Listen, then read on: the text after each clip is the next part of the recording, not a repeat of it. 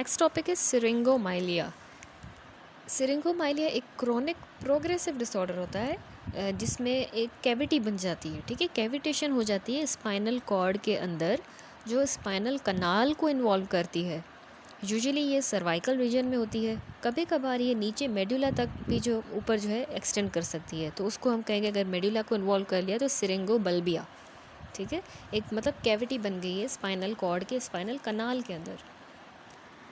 अब ये जो एक्सपेंडिंग कैविटी है ये जो बढ़ती जा रही है, बड़ी हो रही है, ये क्या करेगी, ये डिसरप्ट करेगी सेकंड ऑर्डर जो स्पाइनोथैलेमिक न्यूरॉन है, एंटीरियर हॉर्न सेल्स को, लेटरल कॉर्टिकोस्पाइनल ट्रैक्स को। ठीक है, इन सब को अफेक्ट करेगी। मोस्ट इंपॉर्टेंटली ये स्पाइनोथैलेमिक क्या करता है, पेन टेम्परेचर की सेंसेशन लेके जाता है, तो वो पेशेंट की अफेक्ट हो जाएंगी, पेन और टेम्परेचर उसको महसूस ही नहीं होगा।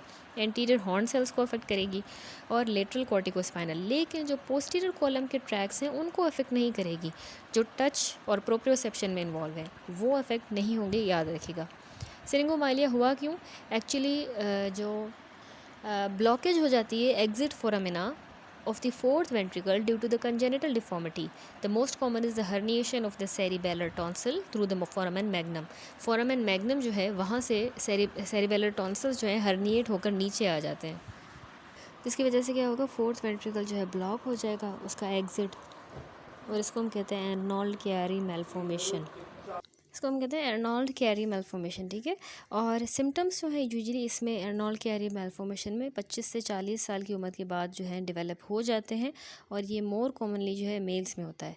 अगर मैं सिरिंगोमाइलिया का एक और कॉज बताऊं, अगर हम इसको क्लासीफाई करते हैं तो कॉज की बेसिस पे करते हैं सिरिंगोमाइलिया को। एक होता है कंजेनिटल, या जिसको कम्युनिकेटिंग सिरिंगोमाइलिया भी कहते हैं, जिसमें ये एर्नोल्ड कैरी मेल्फॉर्मेशन टाइप 1 आ जाती है, हर्निएट कर गया है सेरिबेलम, इस वजह से हुआ है क्योंकि सीएसएफ का फ्लो अब सही से नहीं हो पा रहा।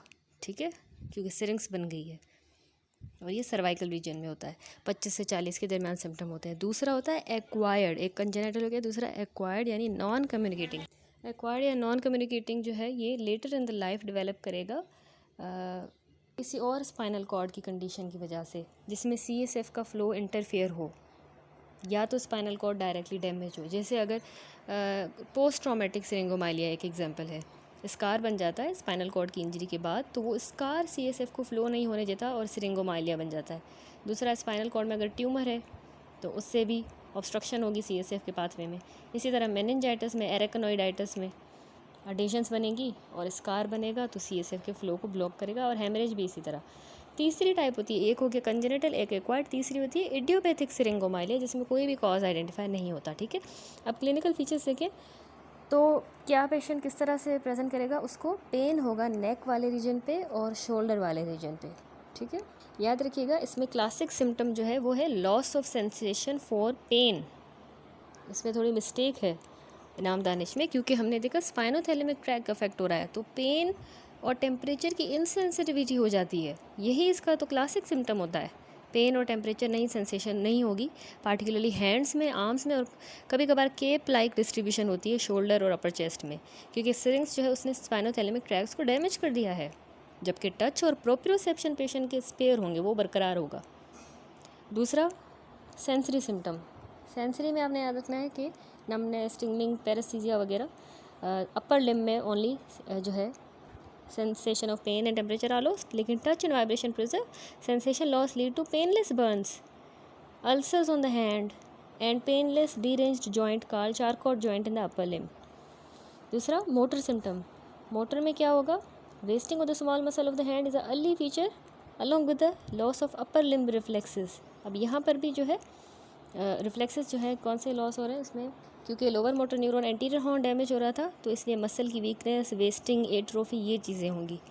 ठीक है, और वीकनेस ऑफ द लेग में लेकिन पैरासिस होगी, मोर इंसीडियस।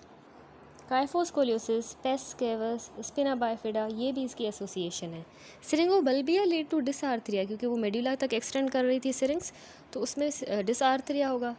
ठीक है, पैलेटल जो बोलने में मसल हमारे होते हैं उनकी paralysis, palatal palsy, Horner syndrome, nystagmus, sensory loss on the face. अब इन्वेस्टिगेशन क्या करवाएंगे हमने, हमारी इन्वेस्टिगेशन ऑफ चॉइस इसमें एमआरआई होती है। वैसे तो कैरेक्टरिस्टिक जो न्यूरोलॉजिकल सिम्टम है उसकी बेसिस पे हम डायग्नोज करते हैं कि पेन, टेम्परेचर लॉस हो गया है, प्रोप्रोसेप्शन और टच बरकरार है। दूसरा एमआरआई है जिसमें हमें फ्लूइड फिल्ड ये सिरिंग्स नज़र आएगी स्पाइनल कॉर्ड में, कितनी एक्सटेंशन है, कितनी क्या लोकेशन है, क्यारी मेलफॉर्मेशन अगर तो वो भी नज़र आएगी, ट्यूमर है या ट्रॉमा के साइंस वो भी मिलेंगे। तो एमआरआई हम करते हैं। ट्रीटमेंट यही है कि हमने सर्जिकल डीकम्प्रेशन करनी है उस कैविटी की। क्यारी मेलफॉर्मेशन है तो हम पोस्टीरियर फोसा की डीकम्प्रेशन करेंगे ताकि स्पेस मिले बेस ऑफ द स्कल को और प्रेशर ताकि रिलीव हो, सीएसएफ का फ्लो बहाल हो और सिरिंग्स का साइज़ भी इससे रिड्यूस होगा और इसकी प्रोग्रेशन भी कम होगी। ट्यूमर है तो उसको हम रिमूव करेंगे, जिसकी वजह से अगर सिरिंग्स बनी है ट्यूमर की वजह से, स्पाइनल ट्यूमर रिमूव करेंगे सर्जिकली। शंट भी हम लगा सकते हैं, पेरिटोनियल शंट, ठीक है। However, result of the surgery are usually disappointing and in some patient condition continue to progress slowly over the long period. ठीक हो गया, दैट्स इट। नेक्स्ट वीडियो से इंशाल्लाह हम मोटर न्यूरॉन डिजीज़ स्टार्ट करेंगे। लेकिन उससे पहले समराइज़ करें, सिरिंगोमाइलिया क्या है। इसमें जो है सिरिंग्स बन जाती है जिसकी वजह से सीएसएफ का फ्लो अल्टर होता है, ठीक है। तो क्या होगा, इसमें कोई भी सेंसरी इन्वॉल्वमेंट नहीं है। ऑनसेट इसका ग्रेजुअल होता है, महीनों से सालों तक। सर्वाइकल सेगमेंट में पेन होता है, ठीक है। पेन वैसे नाम दानिश में लिखा था पेन, लेकिन सर्वाइकल सेगमेंट में सिर्फ हो सकता है। वैसे जो है जिस एरिया को वो सप्लाई कर रहा है वहाँ पेन और टेम्परेचर सेंसेशन लॉस होंगे, लेकिन सर्वाइकल रीजन में पेन हो सकता है। और एंटीरियर हॉर्न सेल्स लॉस हो जाएंगे, लोअर मोटर न्यूरॉन लीजन होगी उस लेजन के लेवल पे, अपर मोटर न्यूरॉन लीजन होगी बिलो इट, यानी लिम्स वगैरह में, लोअर लिम्स में। Suspended spinothalamic sensory loss at the level